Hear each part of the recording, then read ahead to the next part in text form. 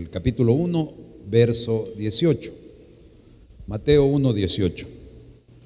Y vamos a hablar un poco sobre la vida de Jesús. La vida de Jesús. Mateo capítulo 1, verso 18. Si lo ha encontrado, me dice un fuerte amén. Leemos juntos en el nombre del Padre, del Hijo y del Espíritu Santo. Verso 18. El nacimiento de Jesucristo fue así. Estando desposada María, su madre, con José, antes que se juntasen, se halló que había concebido del Espíritu Santo. Padre, damos gracias en esta hora, invocando esa dulce presencia de su Santo Espíritu, suplicando que ministre la mente y el corazón de todos sus hijos.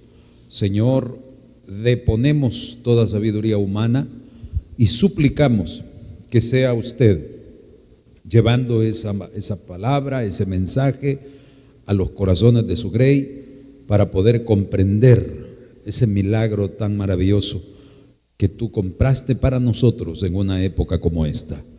Con acción de gracias se lo pedimos en Cristo Jesús. Amén y amén. Puede sentarse, hermano. Puede tomar asiento. Y el nacimiento de Jesús, dice la Biblia, fue así.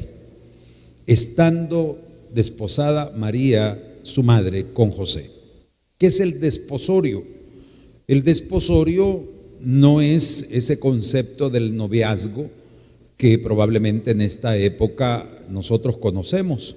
No solo digo en esta época, ¿verdad? Porque ahora ya creo que ni siquiera andan de novios, sino que ya muchas veces todo es sexo, todo es un degenere.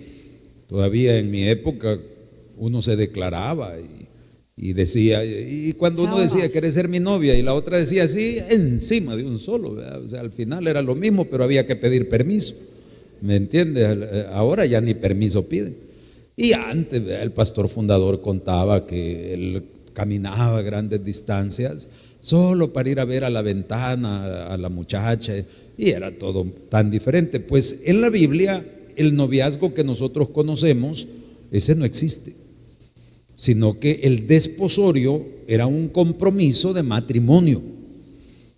Es como cuando las parejas se comprometen para casarse y usted ve que llevan a la muchacha a un lugar bonito y le contratan músicos y allá aparece el muchacho hincado, ¿verdad?, pidiéndole a la muchacha. Nunca se vayan a hincar delante de una mujer hoy. No quiero ver a ningún varón de aquí hincado delante de ninguna mujer, ni ninguna mujer hincada delante de ningún hombre. Si usted va a doblar rodillas, va a ser para adorar al Rey de Reyes y Señor de Señores. Denle fuerte ese aplauso. Esa vayuncada no es de Dios. Ni el hombre se hinca delante de la mujer, ni la mujer se hinca delante del hombre. La Biblia habla de haber sujeción. Y esa sujeción se fundamenta en el respeto mutuo. ¿Y hay un orden? Sí, hay un orden. Y en ese orden la cabeza es el varón. Pero como en estos tiempos hay unos varones que ya no son tan varones, ¿verdad? Y no solo es que voten la velocidad, no. Hay varones que sí, no son homo, pues, sino que son hetero, solo que ven a la mujer como una compañera para irse a hacer las uñas los dos. Y eso existe hoy. Y van los dos al spa y viven solo en el spa. Es para darse paja los dos de que tienen un hogar, ¿verdad? Pero bien, las cosas así están en este tiempo. Que los varoncitos de aquí son varones y las siervas de aquí, las niñas de aquí son siervas del Altísimo, amén. Entonces es importante, vengan los martes de familia, para que no estén ustedes yéndose por donde no es la cosa. Entonces el desposorio, venía el enamorado con su papá para certificar la formalidad del asunto, a hablar con el papá de la novia y a establecer el pacto del desposorio, a pedir a la muchacha. Y entonces, si había acuerdo, iba el novio a preparar la casa donde se iba a llevar a la muchacha. Y entonces ahí es donde surgen las arras. La gente ahora se casa y llevan a unos bichitos adelante con unas moneditas y no saben ni qué es, ¿verdad? Y pastor, nosotros nos vamos a casar y vamos a usar las jarras. Sí, pero las jarras son para otra cosa, hermano. Estas son sin J, ¿verdad? Son arras. Y eso no se da en la boda, eso se da en el desposorio, porque se deja en garantía. Las arras son una suerte de garantía de que la muchacha está reservada. Y entonces deja las arras el novio y se va a preparar la casa, se pacta un plazo, ¿verdad? Y entonces la muchacha, el papá de la muchacha tiene de garantía de que el muchacho va a regresar por ella porque ahorita ya está reservada. No va a estar en Instagram o en Facebook allí hablando con 2,000 más, ¿me entiendes? Sino que hay una garantía que dio el papá. Y en los tiempos donde vivimos ahora, que los papás saben que la muchacha solo la llegan a traer, que solo le hacen pep, pep, y allá sale aquella moviendo la colita, ¿verdad? Y muchas veces las mamás no dicen nada porque la muchacha trae cositas a la casa, ¿verdad? Y entonces aporta, el otro aporta. Yo he oído esa política de que todo el que aporta tiene derecho. Entonces el lunes aporta uno, martes aporta otro, miércoles aporta otro, y voy al hecho que las mamás y los papás lo permiten, ¿verdad? Pero bien, no es ese el tema, no nos queremos amargar a nadie. Entonces el asunto es que el desposorio era totalmente formal y una cosa delante de Dios. ¿Por qué? Porque el novio, cuando tuviera listo el lugar, iba a regresar para consumar la boda. Entonces, en ese desposorio, que no es el noviazgo de esta época, pues obviamente no podían tener relaciones, no estaban casados, y eso no ha pasado de moda. Ante los ojos de Dios, ese orden no se ha roto. Nosotros somos los que lo hemos roto, y ahora hay iglesias donde los pastores no son casados, y a veces las congregaciones saben que quién es la novia del pastor, ¿verdad? O la pareja del pastor, y ¿cómo se llama eso? Vivir en fornicación, vivir en pecado. Y nos hacemos de los opachos muchas veces, ¿verdad? Porque no queremos señalar el pecado para que no me señalen el mío tampoco. Y así hemos hecho un desorden total. Ahora, aquí escuchamos pero no jugamos. ¿Cómo no? Si jugamos, ¿verdad? Pero al fin y al cabo, mire, hermano, cuando usted levanta polvo y se ve enojar porque quedó con la cabeza chele de polvo, si usted levanta polvo, ponga cara dura y sacúdase. Al fin y al cabo, su trato es con Dios. Y eso es algo que como iglesia debemos entender. No pierda tiempo criticando la polvareda que levantó el hermano. Mejor preocúpese de la suya. Aquí cada quien tiene un trato con Dios. Ahora yo como pastor tengo que mencionar lo que la palabra enseña. Y el desposorio, María estaba desposada con José. No es como las parejas de hoy, ¿ya? No es como es que es la pareja de, ¿verdad? Y entonces son novios, pero pues, viven como marido y mujer, tienen relaciones, tienen intimidad. No, María y José no era así. Ella estaba todavía en su casa esperando que viniera José, ya así como, por eso es que Dios utiliza mucho la comparación, la analogía del matrimonio, ¿verdad? Porque nosotros vamos a ser llevados ante su presencia y después del tribunal de Cristo, que es la premiación por aquellos que permanecen todavía en el Señor, que siguen luchando por ser fieles a Dios, y dice la Escritura que vamos a ir y vamos a recibir galardones. ¿Cuántos lo creen, hermano? ¿Verdad? Algunos han pasado una semana luchando con una enfermedad y han estado en la iglesia a pesar de que se sentían malitos. Otros han estado luchando con debilidades, ¿verdad? Porque es la Semana Santa. Ya le voy a enseñar por ahí unos aspectos que en antaño, hermanos, la costumbre de la tradición, ¿verdad?, del catolicismo, el Viernes Santo no había ni que correr siquiera, porque había un sentimiento de luto extremo. Y nosotros ahora, ¿verdad?, decimos, pero es que esa era la ignorancia religiosa. Pero tenían más respeto que nosotros ahora, hermano. Había más reverencia. Ahora, alegando la fe y alegando que usted conoce a Jesús, nos vale sorbete muchas veces que es la época en la que Él murió por nosotros en la cruz de Calvario. Debiéramos tener un poquito más de respeto y reverencia, pero sin embargo, Dios es bueno. Y la sangre de Cristo nos limpia ¿de cuánto? Y aquí hay algunos que en la semana patearon el cable, pues. Y sin embargo, qué bueno que está aquí. Qué bueno que aquí es donde tiene que estar. Está luchando por mantener esa búsqueda. Entonces, ese esfuerzo, esa lucha que usted persiste y que ojalá logre persistirla hasta el día de su muerte, porque usted no sabe si esta semana logró permanecer y la otra se va a alejar.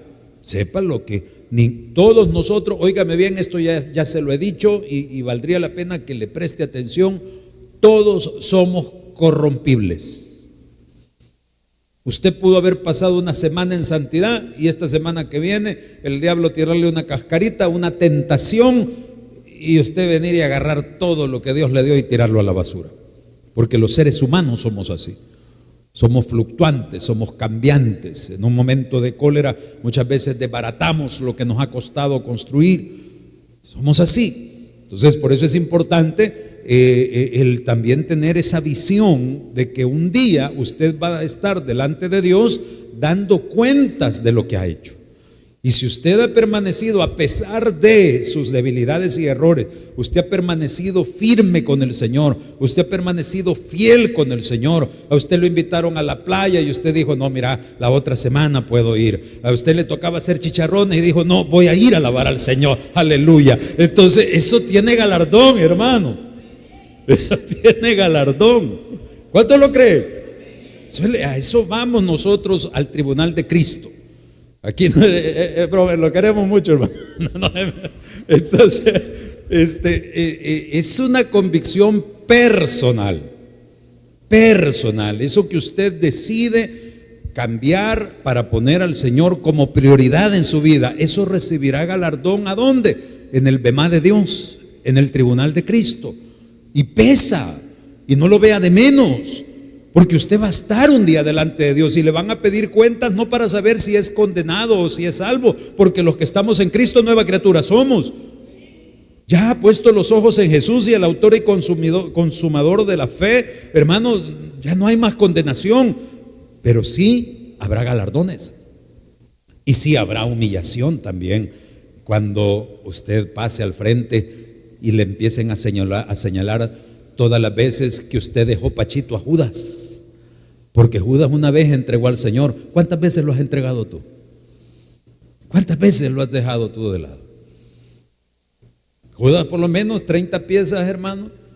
Dice que después compraron un cementerio. Para comprar un terreno donde quepa un cementerio era grande. O sea que eran bolitas, hermano. Y nosotros dejamos al Señor por una baratija. Entonces, el tribunal de Cristo, saber que Dios está pendiente del esfuerzo que nosotros estamos haciendo por tratar de respetar todavía su palabra. A María le fue dada la anunciación, y este es el punto número 1 que quiero que nos quede bien claro. ¿Por qué la anunciación? Porque Dios puso al hombre en el huerto del Edén en un estado de inocencia. El primer Adán, dice la Escritura, Adán en el Edén. Por un pecado entró, por un hombre entró el pecado a la humanidad, el primer Adán. Por un hombre salió el segundo Adán, le llama la Escritura, Jesús. ¿Por qué? ¿A qué se refiere eso del primer Adán y el segundo Adán? Que el primer Adán no estaba contaminado con el pecado como lo estamos nosotros. Nosotros tenemos algo que se llama concupiscencia. Diga conmigo, concupiscencia. ¿A cuántos nos afectan a veces los pensamientos? Podemos estar en los momentos más santos y de repente se nos chisporrotean los pensamientos. Por una cólera, por una pasión. Porque todos, cuando hablamos de malos pensamientos, solo pensamos mayormente en lo sexual. Pero no solo es eso. Hay personas que vienen al culto y están deprimidos y están tristes Señor, mejor llévame, Señor. Ese es pecado también. Porque si tú tienes a Cristo en tu corazón, Él dijo: yo soy el camino, la verdad y la vida. Y si tú tienes vida en tu corazón y estás anhelando mejor morirte, es porque estás menospreciando a Jesús. A Dios no le agrada ese pensamiento. A Dios no le agrada el pensamiento derrotista. No le agrada, no me confunda, no me malllame humildad a sentirse derrotado, a sentirse yo soy una cucaracha en esta vida. No, momento, usted es un hijo, una hija de Dios. ¿Cómo va a creer? Es el enemigo el que muchas veces tira esos dardos, ¿verdad? Nos viene, nos habla sutilmente al oído. Ya entendió usted, ya sabe usted que el diablo no puede entrar a su organismo, pero como una influencia, como una mala amistad, sí le puede dar malos consejos, sí le habla al oído. Es como, ¿cuántos se acuerdan de una caricatura de antaño de la Pantera Rosa? Y hay un episodio donde tiene un gran pleito con el vecino que hasta se terminan malmatando, y todo comienza porque una voz le dice: ¿ya viste cómo se te quedó bien? ¿Ya te devolvió la herramienta que le prestaste? Y el otro quedó. Y ya va, le dice: mira, y la herramienta. No hablaba la Pantera Rosa, pero se entiende, uno que es chambroso, ¿me entiende? Entonces, y ya el otro no se la da, y entonces y empieza el pleito. Así es la influencia. Así es la influencia. Mira, se te quedó viendo, dale, vos podés. Ya el viejo feo piensa que por su lindo rostro, ¿verdad? No, es la manera que el enemigo trabaja. ¿Por qué? Porque desde Adán y Eva entró Génesis 3:15. Vaya conmigo a Génesis 3:15. Nosotros encontramos en el capítulo 3 el momento de la desobediencia del hombre. Luego, a raíz de esta desobediencia, porque no fue que la manzana, ¿verdad? Uno cuando está pequeño, que la manzana, que si fue una pera, que será melón, será sandía. No se trata de la manzana, se trata de la desobediencia. Incluso sabe que cuando yo estaba pequeño, como yo era católico y estudiaba en un colegio católico, a mí me enseñaron que el pecado original era la relación sexual. Eso me enseñaron a mí chiquito, que era el sexo. Uno va creciendo con aquello de que el sexo es malo, el sexo es chuco, el sexo es pecado. Y como el ser humano nomás le dicen no haga eso, y entonces ya usted quiere, ¿verdad? Y se le activa toda la concupiscencia, la capacidad que todos tenemos de maquinar lo malo. Todos nosotros. Algunos en el área sexual, otros por ser mentirosos, otros por vicios, otros por depresiones, por sentirse triste. Ya le dije que sentirse derrotado, sentir como que yo mejor me muriera, que eso no le agrada a Dios. Eso no le agrada a Dios. Y el diablo trabaja muchísimo deprimiendo a la gente, haciéndola sentir derrotado. ¿Por qué? Porque Cristo, ¿qué es lo que nos dio? Victoria. Y si yo me siento derrotado, yo estoy menospreciando el sacrificio de Cristo que realizó en la cruz del Calvario, y eso es pecado. Entonces, esa concupiscencia, esa capacidad que todos tenemos como herencia de Adán y Eva. Sin embargo, desde el momento que el hombre pecó, en Génesis 3:15 tenemos lo que se conoce como la promesa mesiánica. La promesa, Génesis 3:15 en la Biblia es llamada la promesa mesiánica. Si no lo sabía, anótelo y no se le olvide, porque desde el momento que el hombre pecó, Dios proveyó una promesa de redención, de salvación. Dice: pondré enemistad entre ti y la mujer, y entre tu simiente y la simiente suya. ¿Sabe qué significa la palabra simiente? Significa semen. ¿A qué se refiere entonces cuando habla de la simiente de la mujer? Está hablando de la descendencia. Y dice, a la mujer dijo, en el 15, pondré enemistad entre ti y la mujer, hablándole a la serpiente. ¿Cuál sería entonces la descendencia de la serpiente? Toda la maldad, toda la obra de Satanás. Y entonces dice, y la simiente de la mujer, la descendencia de la humanidad hasta llegar a nuestro Señor Jesucristo. ¿Por qué? Porque tenía que venir un hombre que, cual Adán, estuviese completamente libre de la contaminación del pecado. Todos nosotros, aún nuestros niños que están allá abajo, aún los bebés de brazo, son un depósito de pecado. Y esas criaturitas, usted no sabe cuando crezcan, si no lo sabe instruir bien, en qué áreas se van a degenerar. Vemos jóvenes en nuestra época que ya viven una vida sexual activa, que ya practican drogas, alcohol. ¿Por qué? Porque eso está en nosotros. Somos una bomba de tiempo. Nuestros pies son presurosos al mal. Y es importante que usted sepa quién es usted para que conozca su límite. Si yo estoy aquí predicando y hermanos y la palabra del Señor y hermano y no me fijo, me voy a ir a sonar. ¿Por qué? Porque la tarima tiene un límite. ¿Ya? Entonces yo tengo que saber el límite para no caer. ¿Me ha visto esos cantantes que se descalabran de las tarimas? Va a pasar la de Juan Gabriel, que se fue para atrás y hasta para caerse se caía para atrás. Pero bien, el asunto es que hay límites. Y cuando yo me creo santo, cuando yo me creo esa farsa religiosa de que yo voy a ser puro y casto, entonces muchas veces yo no quiero ver el límite, porque yo creo que yo vuelo.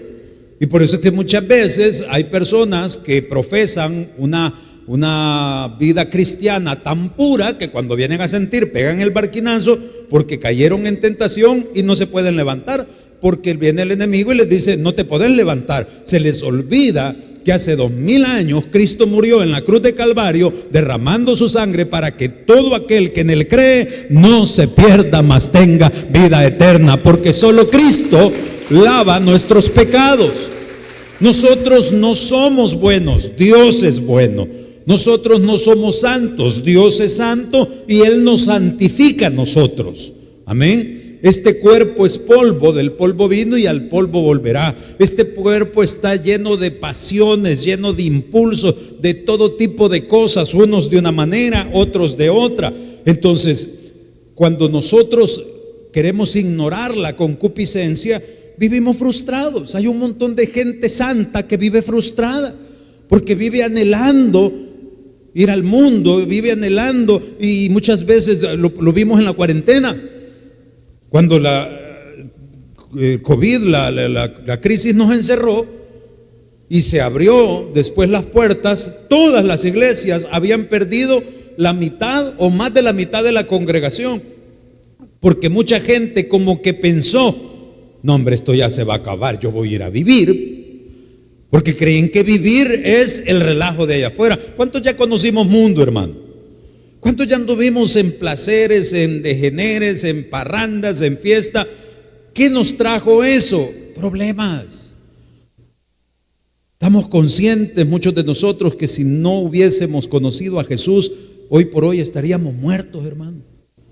No habríamos sobrevivido en aquel ritmo de vida que teníamos antes.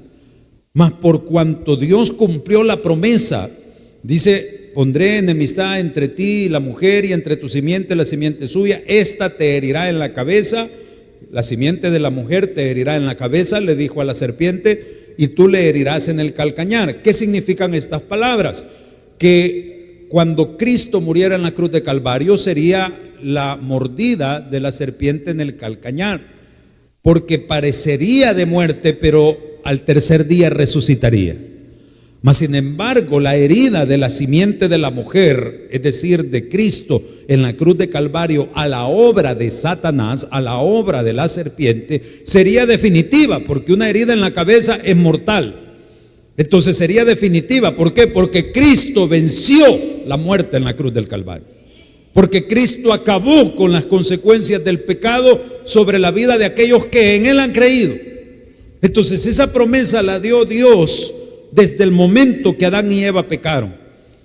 Una promesa que se cumpliría más adelante, donde estamos leyendo nosotros acá en la Anunciación, porque el Hijo de Dios venía al mundo.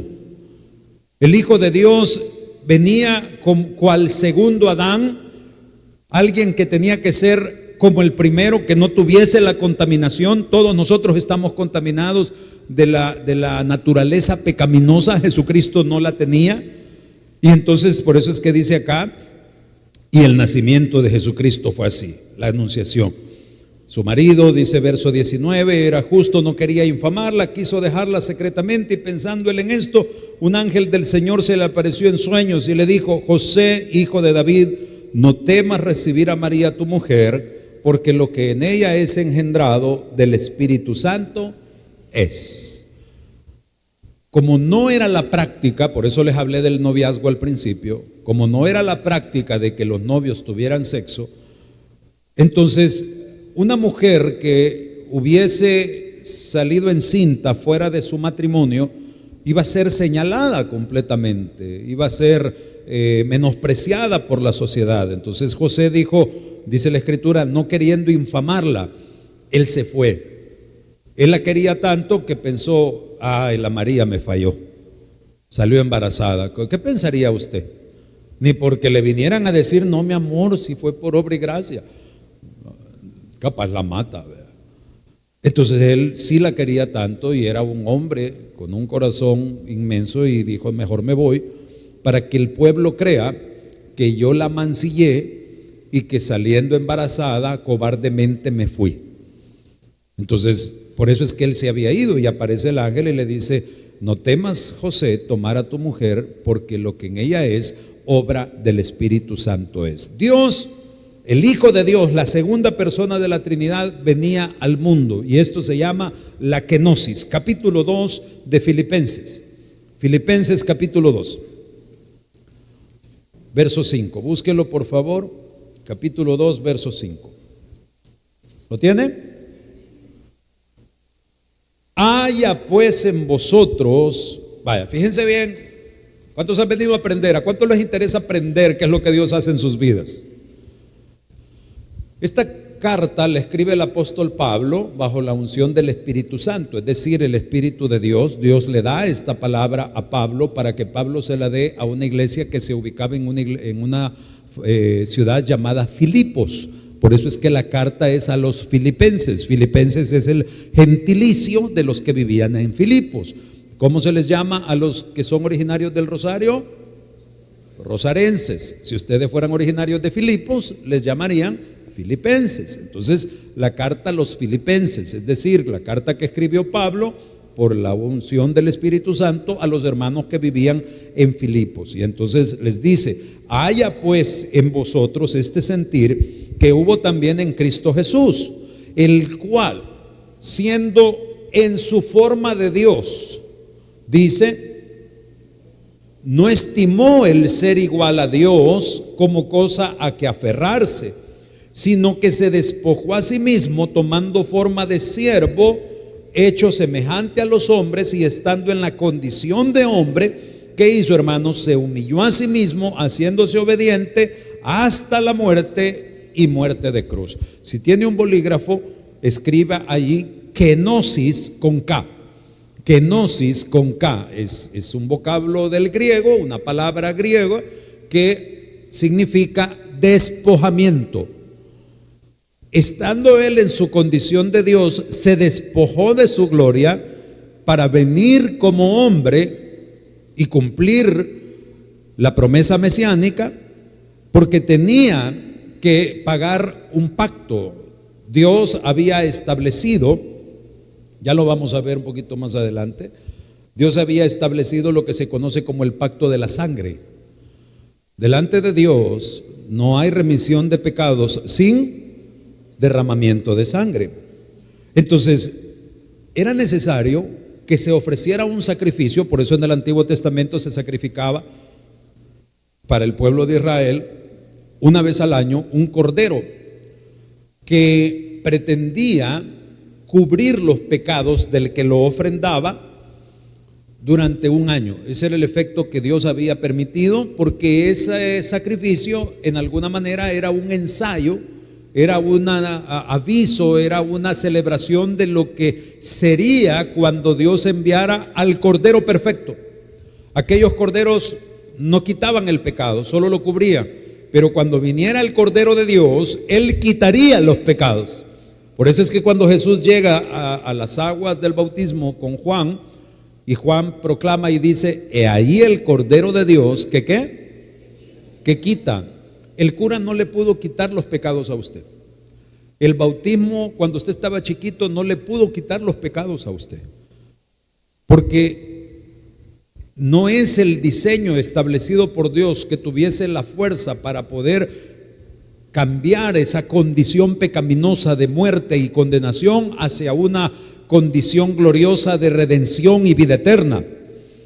El único que podía quitar los pecados era ese precio que se pagaría de un cordero perfecto cuya sangre fuese de hombre, porque no iba a pagar un animalito, un corderito, el bebé de la oveja no es equivalente el precio. ¿Usted cree que un animalito, sacrificar un corderito, es como matar a una persona? ¿Vale lo mismo?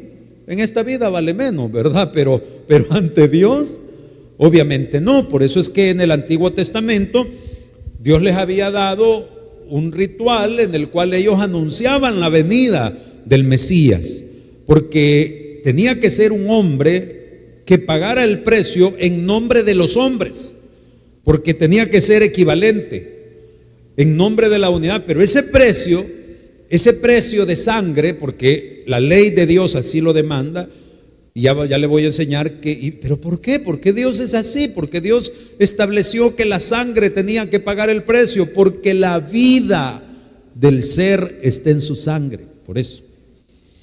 Entonces, si yo venía, o si una persona venía y se cortaba las venas y le decía: oh Yahvé, Jehová de los ejércitos, entrego mi vida en sacrificio, derramaré mi sangre para perdón de mis pecados. ¿Sabe cuál era el problema? Que su sangre era sangre contaminada. Es como que usted quisiera llegar al supermercado y comprar todo lo que necesita y pagar con los billetes del monopolio, los billetes del gran banco, billetes de juguete. Su sangre delante de Dios está contaminada, es dinero no acepto. Entonces tenía que nacer un hombre que fuera 100% hombre. Pero ¿cómo podría este hombre poder pagar el precio de sangre y aún vivir? Entonces aquí viene lo que se conoce como la unión hipostática, que es el tercer punto que le quiero mostrar. Jesucristo era 100% hombre, pero también era 100% Dios. ¿Por qué 100% hombre? Porque Él fue gestado, Él nació como hombre. Dios puso en el vientre de María un óvulo fecundado con un espermatozoide.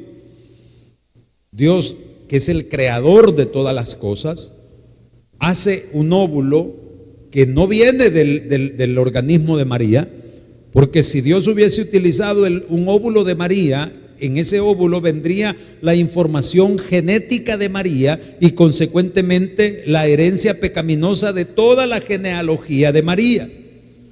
En la célula sexual femenina, óvulo, se encuentra la mitad de los cromosomas que llegan a constituir la formación de un ser humano, y la otra mitad de cromosomas la pone el hombre en la célula sexual masculina, el espermatozoide.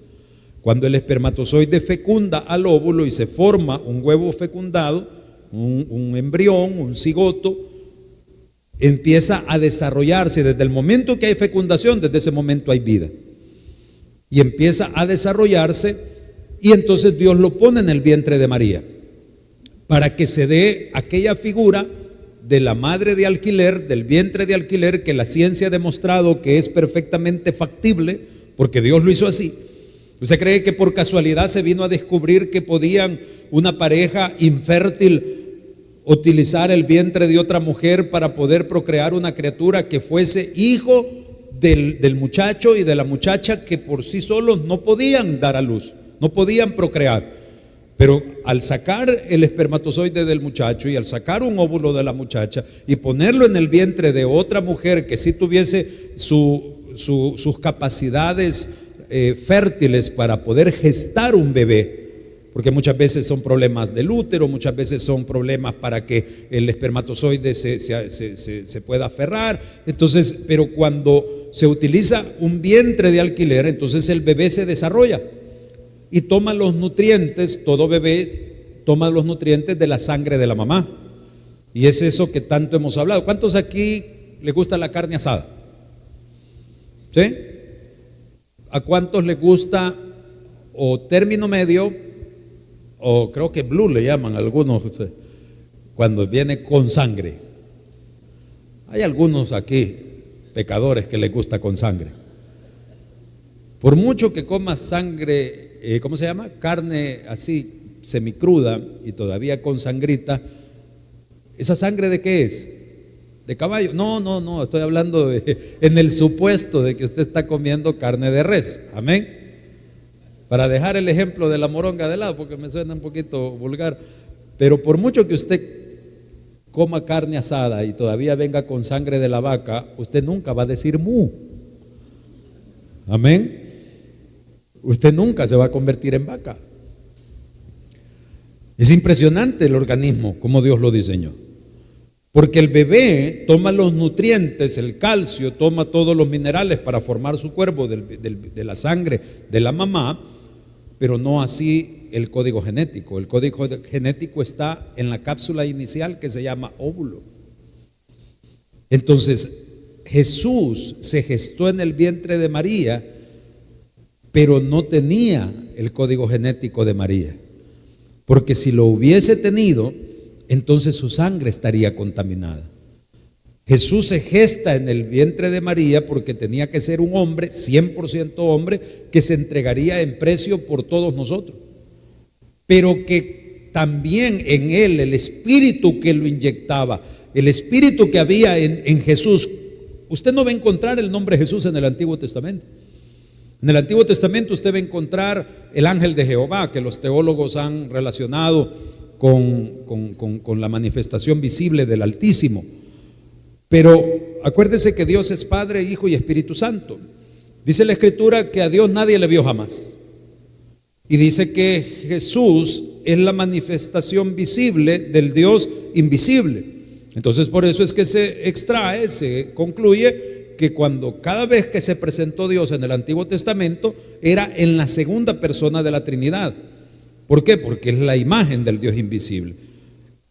Cuando nace de María Jesús, el hombre, habita en él esa segunda persona de la Trinidad. De manera que Jesús era 100% hombre y 100% Dios. ¿Y esto cómo se llama? Unión con H, hipostática. Viene de dos raíces del griego: hipo, que significa debajo de, y status, que significa posición.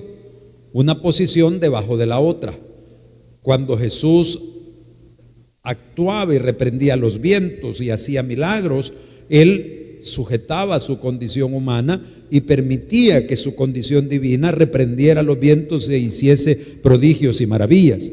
Cuando Jesús dormía, cuando Jesús tuvo hambre, cuando Jesús tuvo sed, había una sujeción de su condición divina, por decirlo así, y él estaba actuando en su condición 100% humana, porque Dios, para ser Dios, no va a tener hambre nunca, no va a tener sed nunca, no va a estar cansado nunca, porque entonces no sería Dios. ¿Está conmigo, hermano? ¿Se entiende hasta aquí? 100% hombre, 100% Dios. Ahora veamos la Biblia, 1 Timoteo 2:5. Primera carta a Timoteo 2:5. Vamos, pantalla, ayúdeme por favor, porque necesito ir rápido con esto. Porque hay un solo Dios y un solo mediador entre Dios y los hombres. ¿Quién es? Jesucristo, hombre. Note por favor que Pablo, sí, porque es la carta del apóstol Pablo a Timoteo, le dice a Timoteo, le enfatiza Jesucristo, hombre, señalando esto que estamos tratando de explicar esta mañana, que en la humanidad de Cristo, si usted me quita a Jesús, en su trato con Dios no hay salvación. Ejemplo, testigos de Jehová. Por eso es que ellos no creen en una salvación certera. Nadie tiene la capacidad. A Jesús por María, vaya a preguntarle a un católico si sabe que es salvo. Primero Dios, ¿verdad? Si Dios me haya confesado, ojalá que la divina providencia me acompañe. Y el único que le puede dar seguridad de vida eterna es Cristo cuando habita en su corazón. Y no se trata que los pastores nos hemos enganchado a la gente, porque solo usted puede saber lo que su espíritu le dicta. Hermano, ¿dónde va a ir su alma el día que usted muera? A la presencia de Dios. ¿Quién se lo ha dicho? ¿Se acuerda aquella frase que se le aplica a Poncio Pilato? ¿Eres tú el rey de los judíos? Jesús le dice, ¿lo dices porque lo crees o porque te lo han dicho? Porque hay muchas personas en las iglesias que han oído que les han dicho, pero no lo han creído de corazón. Porque si lo has creído de corazón, sí o sí, después de esta Semana Santa vas a ir a traer a los que no conocen a Jesús.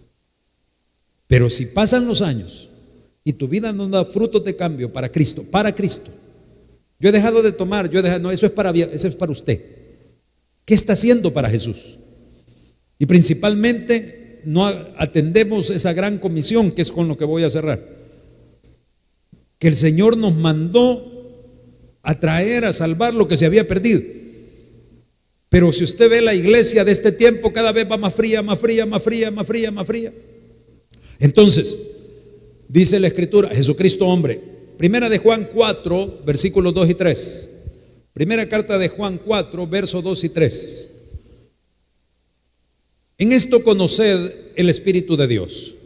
Todo espíritu que confiesa que Jesucristo ha venido en carne es de Dios. Verso 3. Espérame, hubo un bajón ahí, no pasa nada, solo que yo me quedé sin lectura. 4, 3. Y todo espíritu que no confiesa que Jesucristo ha venido en carne no es de Dios. Y este es el espíritu del anticristo, el cual vosotros habéis oído que viene y que ahora ya está en el mundo. Juan 1:1, Evangelio según San Juan, capítulo 1, verso 1. Este usted se lo tiene que poder hasta de memoria. En el principio era el verbo era con Dios y el verbo era Dios. Esto, si usted ve una versión de las Sagradas Escrituras del Nuevo Mundo, que son las de los testigos de Jehová, dice, en el principio era la palabra era con Dios y la palabra era un Dios. Ellos le cambian totalmente. ¿Quién dice la verdad? Los textos del griego. Ahí no hay donde perderse. En los textos del griego usted le puede querer cambiar lo que quiera, pero al irnos a los vocablos, Juan 1:1 establece que en el principio el verbo estaba con Dios porque el verbo era Dios. O sea, ahí no hay donde perderse. Ningún ángel es Dios. Nosotros morimos y no nos convertimos en ángeles, mucho menos en dioses, como la cultura china, que Goku se termina siendo Cheilong y todo eso volado. ¿Verdad? Es para lo que me entienda la chaviza. Ni tanto, ya los que veíamos Goku ya estamos. Pero bien, el asunto es que nadie se convierte en Dios. Dios es Dios. Dios es Padre, Dios es Hijo, Dios es Espíritu Santo. Evangelio según San Juan, capítulo 10, verso 17. ¿Ya tenemos pantalla de vuelta? Todavía no. Sí, 10, 17. A este pongámosle un poquito de atención porque vamos del 17 al 28. Capítulo 10, tiempo, estamos justos. Capítulo 10, verso del 17 al 28. ¿Lo tiene? Póngale corazón a esto. Dice, por eso me ama el Padre, porque yo pongo mi vida para volverla a tomar. 100% hombre, acabamos de leer los versículos, ahora 100% Dios. Un hombre no puede hacer esto. Un hombre común, usted y yo no podemos hacer esto. Dice, por eso me ama el Padre, porque yo pongo mi vida para volverla a tomar. Ay, ¿por qué se fue? No, si él no se quería ir, se lo llevaron. Ya se murió. ¿Y quién se va a querer morir? Jesús dice, yo pongo mi vida para volverla a tomar. Nadie me la quita, sino que yo de mí mismo la pongo. Tengo poder para ponerla y tengo poder para volverla a tomar. Este mandamiento recibí de mi Padre. Fíjese bien, y aquí es clave que usted comprenda, porque por estos textos, yo cuando era nuevo como pastor, yo una vez dije, y lo tengo tan presente porque Dios me lo explicó. Yo una vez dije, es que Jesús no murió porque nadie lo puede matar. Él depuso su espíritu. No, ¿cómo no? Sí murió. Precisamente es lo que estoy tratando de compartirle. 100% hombre, 100% Dios. El hombre lo mataron, lo crucificaron en la cruz y murió. Porque si él no hubiera muerto, usted y yo estaríamos fregados. Él murió y al tercer día resucitó, constituyéndose en las primicias de la resurrección. Y él prometió que así como él resucitó, todos los que hemos creído en Él, también resucitaremos en el día postrero para estar delante de nuestro Señor. Gloria sea al Rey. Como Dios no puede morir, no lo pueden matar. Entonces, el Espíritu que habitaba en Jesús permitió que lo crucificaran, que lo maltrataran, hasta el punto en que ese organismo cesó en sus funciones, llegó a un límite de soportar el dolor y el sufrimiento de haber perdido tanta sangre, y el organismo muere. Pero Dios que habitaba en él, él no muere. Entonces por eso es que él dice: yo pongo mi cuerpo, a mí no me pueden quitar la vida. Dice el verso 19: volvió a haber disensión entre los judíos por estas palabras. Muchos de ellos decían: demonio tiene, está fuera de sí, ¿por qué le oís? Decían otros: estas palabras